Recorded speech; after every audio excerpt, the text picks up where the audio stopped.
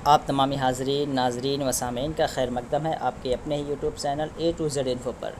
दोस्तों, आज हम डिस्कस करेंगे उर्दू लिटरेचर और ये हमारा आज 6 लेक्चर होगा। ठीक है, लेक्चर नंबर 6 होगा जिसमें हम ज़ौक़ के बारे में पढ़ेंगे। ज़ौक़ की कसीदा गोई यानी सौदा के बाद ज़ौक़ के कसीदा गोई के बारे में पढ़ेंगे।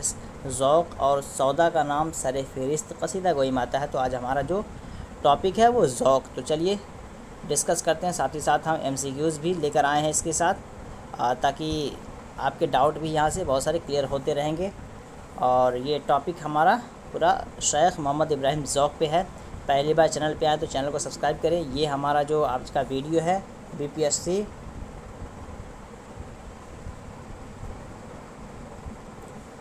TRE TGT PGT जो है सबके लिए कारगर है, क्योंकि ये लिटरेचर का है। लिटरेचर कहीं बटा नहीं होता है। और मेरी कोशिश ये रहेगी कि BPSC बिहार बोर्ड की जो 6 to 12 तक है उर्दू की किताबें हैं उसे भी हम डिस्कस करेंगे। तो उधर भी हम जाएंगे ताकि आपका BPSC का पूरा सिलेबस कवर हो जाए। तो फ़िलहाल हम डिस्कस करते हैं शेख मोहम्मद इब्राहिम ज़ौक़ को। शेयर ज़रूर कर दें वीडियो को दूसरे लोगों को, ताकि वो लोग भी इस वीडियो से फ़ायदा उठा सकें। यहाँ पहला पॉइंट है नाम शेख मोहम्मद इब्राहिम तखल्लुस ज़ौक़ है और ख़िताब इनको ख़ाक़ानी हिंद का मिला। याद रखना है कि ख़ाक़ानी हिंद का ख़िताब मिला। ख़ाक़ानी हिंद का ख़िताब किसने दिया इनको, और क्या ख़िताब मिले, वो सारी चीज़ों को हम डिस्कस करेंगे और समझेंगे। और लास्ट में MCQs भी हमने इसमें डाल रखे हैं ताकि आपके डाउट क्लियर हो जाए कि क्वेश्चन कैसे बनते हैं। शेख मोहम्मद इब्राहिम ज़ौक़ की जो पैदाइश है 1789 दिल्ली में पैदा हुए थे। याद रखना है आपको, दिल्ली में इनकी पैदाइश है। और इनका जो इंतकाल हुआ वो भी दिल्ली में 1754 में। ठीक है, 1754 में इनका इंतकाल हो गया दिल्ली में। तो पैदाइश दिल्ली और इंतकाल दिल्ली 1779 और 1854। ये डेट आपको याद रखना है, क्योंकि सबसे ज़्यादा दुश्वार यही होता है तारीख़ पैदाइश और तारीख़ वफ़ात को इंतकाल रखना। जगहें तो याद हो जाती है लेकिन तारीख़ में कहीं ना कहीं कशमकश हो जाता है। ज़ौक़ के वालिद का नाम शेख मोहम्मद रमज़ान, मेरे नाम से भी याद रख सकते हैं इसको। ठीक है, आपको याद रहेगा, जो एक गरीब सिपाही थे। ठीक है, शेख मोहम्मद रमज़ान जो गरीब सिपाही थे, ये उनके वालिद थे शेख मोहम्मद इब्राहिम ज़ौक़ के। ज़ौक़ की इब्तदाई तालीम कहाँ हुई, ये काफ़ी इंपॉर्टेंट है कि ज़ौक़ की इब्तदाई तालीम कहाँ हुई। तो हाफ़िज़ ग़ुलाम रसूल के मकतब में इन्होंने क्या किया था, अपनी बुनियादी तालीम बेसिक एजुकेशन इब्तदाई तालीम हासिल की थी। तो हाफ़िज़ ग़ुलाम रसूल आप याद रखेंगे। इससे रिलेटेड मैंने क्वेश्चन भी डाले हैं तो वो भी आप समझ जाएंगे। ज़ौक़ ने दरसियात की तकमील मौलवी अब्दुल रज़्ज़ाक़ से की। ठीक है, मकतब की तालीम हाफ़िज़ ग़ुलाम रसूल के मकतब में की। और ज़ौक़ जो दरसियात है, ठीक है, दरसिया यानी कह सकते हैं एक तरह मौलवियत का जो कोर्स होता है वो कहाँ पे, मौलवी अब्दुल रज़्ज़ाक़ से इन्होंने मुकम्मल की। ज़ौक़ शाह अब्दुल अज़ीज़ देहलवी की खिदमत में भी तालिब इल्म की हैसियत से हाजिर होते थे। ठीक है, यानी यहाँ हाफ़िज़ ग़ुलाम रसूल से मकतब, मौलवी अब्दुल रज़्ज़ाक़ से दरसियात मुकम्मल किए और शाह अब्दुल अज़ीज़ देहलवी की खिदमत में भी जाकर ये क्या करते थे, तालीम हासिल करते थे। अगला पॉइंट है, ज़ौक़ को कितने उलूम पर महारत हासिल थी। इल्म नहव, नुजूम, हयत, तीब, मंतिक़, फ़लसफ़ा, फ़िक़्ह, तसव्वुफ़, तफ़सीर, हदीस, तारीख़, मौसीकी, इन सारे मज़ामीन पे उनको अबूर हासिल था। ये सारे मज़ामीन वो जानते थे, इन सारे विषयों पे उनको दस्तरस हासिल था। ज़ौक़ के पहले उस्ताद हाफ़िज़ ग़ुलाम रसूल शायर भी थे। इनके जो पहले उस्ताद हैं मकतब के वो क्या थे, शायर थे। और उनका शौक़ तखल्लुस था। ये आप याद रखिए कि जो ज़ौक़ का जो तखल्लुस है उसके पीछे बैकग्राउंड क्या है, वो उनके उस्ताद से ही जुड़ा हुआ है। ठीक है, इनके एक उस्ताद थे जो कि शायर थे, और जहाँ पे शेख मोहम्मद इब्राहिम ज़ौक़ मकतब की तालीम लिए थे, उनके उस्ताद हाफ़िज़ ग़ुलाम रसूल शायर थे और वो अपना तखल्लुस शौक़ इस्तेमाल करते थे। इनके यहाँ शेर व शायरी का अक्सर चर्चा रहता था। इससे मुतासिर होकर ज़ौक़ ने कम उम्र ही में शायरी शुरू की और हाफ़िज़ ग़ुलाम रसूल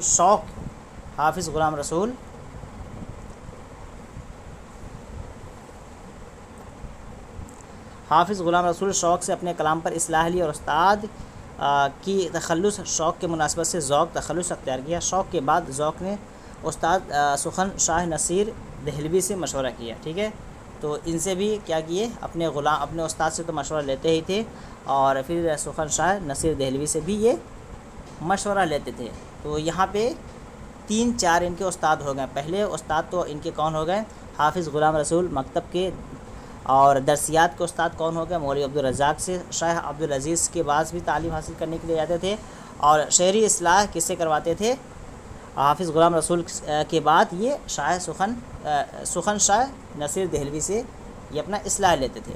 ज़ौक़ की रसाई शहज़ादा वली अहद मिर्ज़ा अबू ज़फ़र के दरबार तक 19 बरस की उम्र में ज़ौक़ के बचपन के दोस्त मीर काज़िम हुसैन बेकरार के ज़रिया हुई।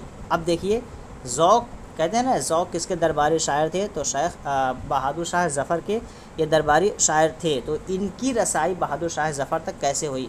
तो ज़ौक़ की रसाई मिर्ज़ा अबू ज़फ़र का मतलब यह कि बहादुर शाह ज़फ़र, ठीक है, 19 बरस की उम्र में उनके दरबार में उनकी रसाई होगी। किसके ज़रिया? ये शेख मोहम्मद इब्राहिम ज़ौक़ के एक बचपन के उस्ताद थे मीर काज़िम हुसैन बेकरार। किनके ज़रिया?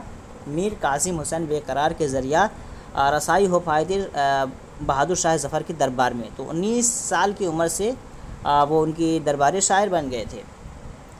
अगला पॉइंट देखते हैं। ज़फ़र ज़ौक़ से पहले शाह नसीर से मशवरा सुखन करते थे और ज़ौक़ के बाद गालिब से। तो ये शाह नसीर कौन है जिससे ये अभी बहादुर शेख मोहम्मद इब्राहिम ज़ौक़ क्या करते थे? इस्लाह लिया करते थे, तालीम हासिल किया करते थे। तो ज़फ़र ज़ौक़ से पहले किससे इस्लाह लेते थे? शाह नसीर से। और फिर ज़ौक़ के बाद गालिब से। तो बहादुर शाह ज़फ़र के 3 उस्ताद कह सकते हो गए। एक तो पहले सबसे पहले शाह नसीर हैं, उसके बाद फिर शेख मोहम्मद इब्राहिम ज़ौक़ हो गए, फिर क्या हो गए लास्ट में? गालिब। अकबर शाह सानी ने ज़ौक़ को खाकानी हिंद का ख़िताब दिया। अकबर शाह सानी ने खाकानी हिंद का ख़िताब दिया था। याद रखना है कि शेख मोहम्मद इब्राहिम ज़ौक़ को खाकानी हिंद का ख़िताब किसने दिया था? तो अकबर शाह सानी ने। जिस तरह अभी इससे पहले वाले वीडियो में 5 नंबर वीडियो में लेक्चर 5 में हमने क्या देखा था कि मलिक शुरा का ख़िताब किसने दिया था? सौदा को। आप कमेंट करके बताएं, चलिए बता दे रहा हूँ, मसहफ़ी ने दिया था, ठीक है। तो इस तरह के जो ख़िताब है, अलक़ाब है, किसने दिया, क्या दिया, इसे याद रखना आपको पड़ेगा। बहादुर शाह ज़फ़र ने तख्त नशीन होने के बाद ज़ौक़ को सल्तनत का मलिक शुरा मुक़र्रर किया। अब देखिए यहाँ पे मलिक शुरा का ख़िताब कह सकते हैं कि बहादुर शाह ज़फ़र को किसने दिया था? सॉरी, शेख मोहम्मद इब्राहिम ज़ौक़ को किसने दिया था? तो बहादुर शाह ज़फ़र ने। और तनख्वाह 4 रुपये से बढ़ाकर 100 रुपये कर दिया था। स्टार्टिंग में इनकी तनख्वाह कितनी थी? यहाँ पे ये पॉइंट छूट गया। ज़फ़र ज़ौक़ से पहले शाह नसीर से मशवरा सुखन करते थे। यहाँ ज़फ़र ने ज़ौक़ की शागिर्दी अख्तियार की। बहादुर शाह ज़फ़र ने ज़ौक़ की शागिर्दी अख्तियार की और 4 रुपये माहाने पर रख लिया था इनको। कितना रुपया देते हैं शुरू में? 4 रुपया माहाना। फिर बढ़ा करके उसको क्या कर दिया था? 100 रुपया कर दिया था। कितना कर दिया था? 100 रुपया, ठीक है। बहादुर शाह ज़फ़र ने तख्त नशीन होने के बाद ज़ौक़ को सल्तनत का मलिक शुरा मुक़र्रर किया और तनख्वाह 4 रुपये से बढ़ा करके 100 रुपये कर दी। तो तरक्की होती है। लिहाजा आप लोग भी अच्छे से पढ़िए। और अगर आप कहीं किसी प्राइवेट कंपनी में, किसी कॉरपोरेट कंपनी में जॉब कर रहे हैं तो आपकी तनख्वाह बढ़ जाएगी, आपकी जो लायबिलिटी है वो बढ़ जाएगी, रिलायबिलिटी आपकी लाइफ की बढ़ जाएगी। तो जॉब जैसे ही आपको मिलेगी, नौकरी जैसे ही मिलेगी, आपकी वैल्यू बढ़ जाएगी। तो मेहनत करके जॉब ले लीजिए। कॉरपोरेट या प्राइवेट कंपनी में करने से कुछ नहीं होने वाला है, ज़िंदगी जहन्नम हो जाती है। तो वैल्यू बढ़ाने के लिए आप मेहनत कीजिए और दिल जमे से काम कीजिए, इंशाअल्लाह कामयाबी आपके कदम चूमेगी।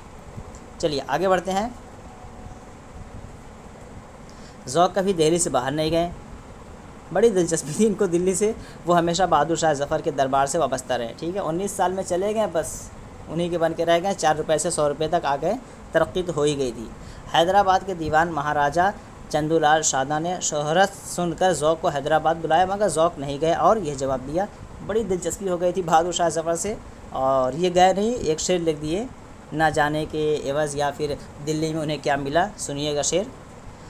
गर्चे है मुल्क दक्कन में इन दिनों कद्र सुखन, गर्चे है मुल्क दक्कन में इन दिनों कद्र सुखन, कौन जाए ज़ौक़ पर दिल्ली की गलियां छोड़कर। बड़ा इनको पसंद आ गया था दिल्ली, तो ये जाना नहीं चाह रहे थे। तो ये शेर लिख दिए कि हम जाने होने वाले नहीं हैं, कुछ हो हम यहीं रहेंगे।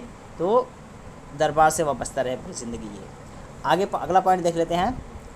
ज़ौक़ का कलाम दिल्ली के रोज़मर्रा और मुहावरे के लिए सनद गर्दाना जाता था। यानी ज़ौक़ की ज़बान इतनी मकबूल हो चुकी थी कि ज़ौक़ जो बोल देते थे वो मुहावरा बन जाता था। और अगर कोई इंसान मुहावरा बोलता था तो हवाले के तौर पे ज़ौक़ की अल्फाज को पेश कर दिया करता था। तो बहुत ही मकबूल ज़बान हो चुकी थी।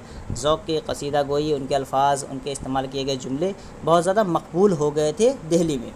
ज़ौक़ और गालिब के दरमियान मुआसराना चश्मक रही। यानी ज़ौक़ और गालिब कि आपस में बनती नहीं थी। ठीक है, अगला देखते हैं। 1852 में गालिब ने शहज़ादे जवान बख्त की शादी के मौके पर मलिका ज़ीनत महल की फरमाइश से एक सेहरा लिखा और मक़ते में ताल के तौर पर ये कहा। ठीक है, इसको देख लेते हैं।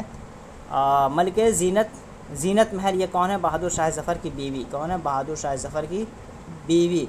ये क्या हुआ था? 1840। ठीक है, 1840 से लेके 1854, 1840 से लेके 1854 तक ये जो बहादुर शाह ज़फ़र की बीवी थी, बहादुर शाह ज़फ़र के परमिशन से ये भी हुकूमत चलाती थी मिलजुल करके। ठीक है, तो इनके क्या नाम है, शहज़ादे के शादी के मौके पर गालिब ने एक शेर लिखा, सहरा लिखा और उसमें एक शेर दर्ज किया। ठीक है, एक तरह का कह सकते हैं चैलेंज करते हुए, गालिब ने चैलेंज करते हुए एक शेर लिखा। उसके जवाब में आपके ज़ौक़ साहब भी लिखते हैं, वो गालिब साहब लिखते हैं, हम सुखन फ़हम हैं गालिब के तरफ़दार नहीं, हम सुखन फ़हम हैं गालिब के तरफ़दार नहीं, देखें कह दे कोई इस चेहरे से बढ़कर चेहरा, देखें कह दे कोई इस चेहरे से बढ़कर चेहरा। एक तरह का चैलेंज हो गया। तो ज़ौक़ साहब भी कहाँ खामोश रहने वाले, वो भी अपना कलम वगैरह लेके खड़ा होते हैं और लिखना शुरू कर देते हैं। इस पर ज़ौक़ ने भी जवाबन एक सेहरा कहा, जिसका एक शेर ये है, जिनको दावाए सुखन हो ये सुना दो उनको, जिनको दावाए सुखन हो ये सुना दो उनको, देखो इस तरह से कहते हैं सुखनवर सेहरा। ठीक है, जवाब हो गया। तो कोई किसी से कम नहीं, इसी वजह से आदमी चश्मक रहता था। तो ये बात है, आदमी चश्मक की बात आपको याद रहेगी। ये दोनों अशार आप याद रख लें। ठीक है, आगे चलते हैं अगले पॉइंट की तरफ। अगला पॉइंट हमारा है, मिर्ज़ा इलाही बख्श ख़ान मारूफ़ बेही ज़ौक़ से मशवरा सुखन करते थे। क्या करते थे? एक तरह का मिर्ज़ा इलाही बख्श जो थे वो ज़ौक़ से कहीं न कहीं शेर व शायरी में क्या करते थे? मशवरा लेते थे, इस्लाह लिया करते थे। ज़ौक़ को ख़ान बहादुर का भी ख़िताब मिला था, ज़ौक़ को ख़ान बहादुर का भी ख़िताब मिला था। ठीक है, ज़ौक़ को ख़ान बहादुर का ख़िताब मिला था। याद रखना, ज़ौक़ ने मुख्तलिफ़ उलूम व फ़नून के इस्तिलाहात को बड़ी खूबी के साथ अपने क़साइद में बरता है। बड़ी खूबी के साथ उनके जो क़सीदे हैं टोटल वो तकरीबन 30 क़सीदे हैं। अभी नीचे हम डिस्कस करेंगे कि ज़ौक़ के टोटल क़साइद कितने हैं? 30 हैं। ठीक है, तो बड़े ही अदब एहतराम के साथ, बड़े ही खूबी के साथ, बड़े ही उलूम व फ़नून के साथ अपने क़सीदे में अल्फाज को उन्होंने बड़े ही अदब एहतराम के साथ पिरोया है। ज़ौक़ के कारनामे, ज़ौक़ के कारनामे के बाद फिर हम सवालात की तरफ आएँगे। सिवाय क़सीदे के जो एक बुज़ुर्ग सैयद आशिक़ निहाल चिश्ती की मदह में हैं, उनके तमाम क़सीदे अकबर शाह सानी और अबू ज़फ़र बहादुर शाह की मदह में है। ठीक है, एक क़सीदा है जो सैयद आशिक़ निहाल चिश्ती की मदह में है। उसके अलावा 29 जो क़साइद इनकी हैं टोटल अकबर शाह सानी और अबू ज़फ़र बहादुर शाह की मदह में है, तारीफ़ में है, बुराई में नहीं, तारीफ़ में है। दरबारी शायर तो भगा देता निकाल के वहाँ से। ठीक है, क़साइद ज़ौक़ मुरतबहु डॉक्टर सर शाह मोहम्मद सुलेमान के मुताबिक ज़ौक़ के क़साइद की कुल तादाद। ठीक है, तो इनके मुताबिक सर शाह मोहम्मद सुलेमान के मुताबिक ज़ौक़ के कितने क़सीदे हैं? टोटल 30। इससे पहले 5 वाले वीडियो में हमने डिस्कस किया। सौदा के कितने क़सीदे हैं आपको बताना है कमेंट करके। सौदा के टोटल कितने क़सीदे हैं आपको बताना है। अगर आप नहीं देखे हैं उन वीडियोज़ को तो आप देख लें लेक्चर वाइज। ठीक है, लेक्चर वाइज के नाम से प्लेलिस्ट है, सारे वीडियोस मैं उसमें डालते जा रहा हूं। और इसका जो PDF है टेलीग्राम पे मैं भेज दूंगा, वहां से टेलीग्राम से आप डाउनलोड कर सकते हैं, पढ़ सकते हैं आराम से। ठीक है, तो आंसर करने की कोशिश करें ताकि आपकी तैयारी अच्छी होती रहे और किसी एक पॉइंट को भी आप नज़रअंदाज नहीं कर सकते हैं। आज के दौर में जिस हिसाब से एग्ज़ाम्स हो रहे हैं, काफ़ी टफ़ एग्ज़ाम हो रहा है और उसमें अच्छा परफॉर्म करने के लिए हर एक पॉइंट पर आपको नज़र दौड़ा के रखना पड़ेगा ताकि आप अच्छा परफॉर्म कर पाए। चलिए अब आते हैं सवालात की तरफ। ये टेलीग्राम का लिंक है, डिस्क्रिप्शन बॉक्स में भी मैंने टेलीग्राम का लिंक दे दिया, वहाँ से भी आप टेलीग्राम ज्वाइन कर लेंगे। और कुछ ही दिन में 2-4-5 दिन के अंदर में हो सकता है कि यूट्यूब का जो चैनल बन रहा है उस पर भी बना दूँ, यहाँ से भी आप डायरेक्ट चैनल को भी ज्वाइन कर लेंगे।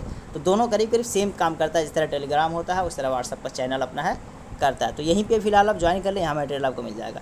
सवालात स्टार्ट करते हैं। यहाँ से जो सवालात है, ज़ौक़ का पूरा नाम क्या है? ज़ौक़ का पूरा नाम क्या है?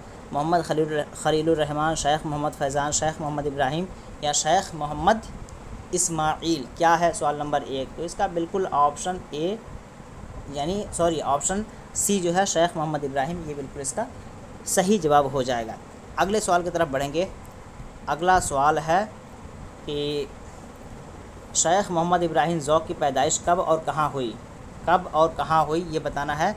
दिल्ली 1789, दिल्ली 1790, लखनऊ 1854, लखनऊ 1889। तो ऊपर हमने बड़े तफसील से इसके बारे में बताया कि इसको आप समझ लीजिए, यहाँ से क्वेश्चन बनते हैं। तो 1789 आपका बिल्कुल यहाँ पे सही जवाब हो जाएगा, यानी ऑप्शन ए इसका बिल्कुल सही जवाब हो जाएगा। ठीक है, दिल्ली 1779। अगले सवाल की तरफ बढ़ेंगे। अगला सवाल है शेख मोहम्मद इब्राहिम ज़ौक़ का इंतकाल कब और कहाँ हुआ? कब और कहाँ हुआ ये आपको बताना है। तो जो मकाम है, जगह है, वो दिल्ली ही है, लेकिन कब हुआ ये आपको बताना है। दिल्ली सब में दिया हुआ है, तारीख़ भी करीब ऊपर ही की तरह है, यहाँ पे आपको बताना है। तो ऑप्शन यहाँ पे भी सी सही हो जाएगा। क्या हो जाएगा? C is the right answer. Delhi में 1854 में इनका इंतकाल हो गया था, दिल्ली में। अगले सवाल की तरफ बढ़ेंगे। वीडियो अच्छा लग रहा हो तो शेयर कर दें, ताकि मेहनत जो कर रहे हैं आपके लिए कुछ उसका अच्छा लगे मुझे भी, कि आप मेरे मेहनत को सराह रहे हैं। ठीक है, ज़ौक़ के वालिद का नाम शेख मोहम्मद फैज़ान, मेरे नाम से याद रखिए, आ जाएगा, छूटेगा नहीं आंसर। शेख मोहम्मद रमज़ान, शेख मोहम्मद रहमान, शेख मोहम्मद क़ुरबान। ठीक है, तो नहीं जानते हैं तो मेरा नाम यहीं पे लिखा हुआ है, इसको भी देख लीजिए। तो वालिद का नाम क्या है? शेख मोहम्मद रमज़ान। ऑप्शन बी बिल्कुल इसका सही जवाब हो जाएगा। अगले सवाल की तरफ बढ़ेंगे। अगला सवाल है क्वेश्चन नंबर 5। क्वेश्चन नंबर 5 में क्या कहा जा रहा है कि ज़ौक़ ने इब्तदाई तालीम किस मकतब में हासिल की? ज़ौक़ ने इब्तदाई तालीम किस मकतब में हासिल की? हाफिज़ ग़ुलाम रसूल, हाफिज़ ग़ुलाम सुलेमान, हाफिज़ ग़ुलाम फ़रहान, हाफिज़ ग़ुलाम फ़ैज़ान। किस मकतब में? बड़े ताक़ीद के साथ भी यहाँ भी मैं बोला था कि आप देख लीजिएगा। तो मेरे ख्याल से उम्मीद करते हैं आप इसका आंसर सही कर रहे होंगे। तो बिल्कुल इसका 1 जो है सही हो जाएगा। हाफिज़ ग़ुलाम रसूल के मकतब में इन्होंने क्या की थी? बुनियादी तालीम हासिल की थी। दरसियात कहाँ पे हासिल की थी? दरसियाती तालीम और शहरी इस्लाह किससे लिया करते थे? ये सी चीज़ें भी आपको समझना है तो PDF ज़रूर पढ़ें एक बार, ठीक है, या वीडियो को फिर से एक बार देख लेंगे आप लोग। नेक्स्ट क्वेश्चन हमारा जो है 6 नंबर। बहादुर शाह ज़फ़र ने किसकी शागिर्दी अख्तियार की और कितने रुपए माहाना पर? ठीक है, बहादुर शाह ज़फ़र, यहाँ पे समझने वाली बात है कि पहले कितने रुपए पे अपॉइंट किया था, तकर्री हुई थी, बाद में बढ़ा के कितना किया, तो वो दोनों चीज़ें जब क्लियर रहेंगी तभी आप आसानी से कर पाएंगे। सौदा की 4 रुपये माहाना, ज़ौक़ की 10 रुपये माहाना, गालिब की 10 रुपये माहाना, ज़ौक़ की। ठीक है, सौदा से तो इनका ताल्लुक़ कुछ ख़ास था नहीं। ठीक है, इनके जो उस्ताद रहे हैं जिनसे इस्लाह लिया इन्होंने, गालिब से, ठीक है, ज़ौक़ से, ठीक है, इन दोनों से इस्लाह लिया। लेकिन कितने रुपए पे और किसको रखा था ये आपको बताना है। तो ज़ौक़ को इन्होंने रखा था, किसको रखा था? ज़ौक़ को रखा था 4 रुपये माहाना पर। अगर यहाँ 100 वाला ऑप्शन होता तो उधर की तरफ जाते, लेकिन ये भी है कि पहला जो मरहला होता उसको हम जहन में रखते हुए आंसर करेंगे कि पहले 4 रुपये पर लिया या फिर आगे बढ़ाने वाली बात जब आए तो वो हम 100 की तरफ जा सकते हैं। वो क्वेश्चन भी हमने डाल रखे हैं यहाँ पे ताकि आपको कन्फ्यूज़न ना हो। ठीक है, 7 नंबर में है बहादुर शाह ज़फ़र ने ज़ौक़ की तनख्वाह बढ़ाकर कितनी कर दी? 50 रुपये, 100 रुपये, 500 और 150। तो 100 रुपया बढ़ा कर दिया था। क्या कर दिया था? 100 रुपया बढ़ा कर, खुश हो गया तो प्रमोशन कर दिए थे। ठीक है, तो आगे चलते हैं। क्वेश्चन नंबर, खान बहादुर का ख़िताब किसको मिला? खान बहादुर का ख़िताब किसको मिला था? ठीक है, खान बहादुर का ख़िताब ज़ौक़ को मिल गया था, कोई ज़्यादा दिमाग लगाने वाली बात नहीं है इसमें। ठीक है, ज़ौक़ को मिल गया था। अगले सवाल की तरफ बढ़ेंगे। ज़ौक़ ने किस एक बुज़ुर्ग की मदह में कसीदा लिखा है? ज़ौक़ ने किस एक बुज़ुर्ग के मदह में कसीदे लिखे हैं? सैयद आशिक हुसैन चिश्ती, सैयद आशिक निहाल चिश्ती, सैयद काज़िम हुसैन चिश्ती, सैयद इमाम हाशिम चिश्ती। तो सैयद आशिक निहाल चिश्ती 9 का आपका बिल्कुल ऑप्शन बी जो है बिल्कुल सही जवाब हो जाएगा, सैयद आशिक निहाल चिश्ती। अगले सवाल की तरफ बढ़ेंगे और ये आज का आपका आखिरी सवाल होगा, यहीं पे ख़त्म करेंगे। डॉक्टर सर शाह मोहम्मद सुलेमान के मुताबिक ज़ौक़ के कुल कितने क़साइद हैं? ज़ौक़ के कुल कितने क़साइद हैं? 20, 30 और 40, 50। तो यहाँ पे 30 हैं। 30 में से एक जो है आशिक निहाल चिश्ती के बारे में है, उसके अलावा 29 किसके बारे में है? ठीक है, अकबर शाह सानी, बहादुर शाह ज़फ़र। 29 अकबर शाह सानी, बहादुर शाह ज़फ़र, ये ठीक है और बहादुर शाह ज़फ़र, इन दोनों के बारे में 29 कसीदे कहे गए हैं। तो ये कुछ ज़ौक़ के बारे में मेरे ख्याल से ये इनफ इन्फॉर्मेशन है। अगर इसे आप फिर एक बार वीडियो देख रहे हैं, PDF पढ़ रहे हैं, दोस्तों को शेयर ज़रूर करें ताकि वो लोग भी इस वीडियो से फ़ायदा उठा सकें और कुछ सीख सकें वो, ठीक है। तो ये वीडियो अगर आपको अच्छा लगा हो तो ज़रूर वीडियो को लाइक करें, सब्सक्राइब करें, शेयर करना बिल्कुल ना भूलें। कमेंट करके बताएं कि इस वीडियो से आपको कुछ सीखने को मिला कि नहीं मिला, और इसमें क्या बेहतर किया जा सकता है जिससे आपको फ़ायदा हो, क्योंकि हमारी कोशिश होती है कि अच्छा से अच्छा मवाद मैं आपको दे सकूं। बहुत सारी किताबों को जमा करके उन्हें पढ़ने के बाद ही मैं उन मवाद को, मज़ामीन को, उन मज़मून को आपके सामने पेश करता हूं सवालात के साथ, ताकि आप थ्योरी प्लस प्रैक्टिस करें, क्योंकि ये हमारा साइकोलॉजी जो है वो दोनों चीज़ को एक्सेप्ट करता है, तब यादें रहती हैं चीज़ें। इस वजह से मैं इस बात पे अमल करते हुए इस चीज़ को करा रहा हूँ। मज़ीद फिर आपके मुझे फ़ीडबैक का इंतज़ार रहेगा। फिर मिलते हैं नेक्स्ट वीडियो में अगले पार्ट के साथ। लेक्चर जो होगा हमारा वो 7 होगा, उसमें भी हम कुछ ख़ास बातों पे डिस्कस करेंगे, किसी एक मौजू को जहन में रखते हुए उस पर डिस्कस करेंगे और उस पर फिर MCQs लेकर आएंगे। चलिए फिर मिलते हैं नेक्स्ट वीडियो में, तब तक के लिए हैव अ नाइस डे, अल्लाह हाफ़िज़, टेक केयर।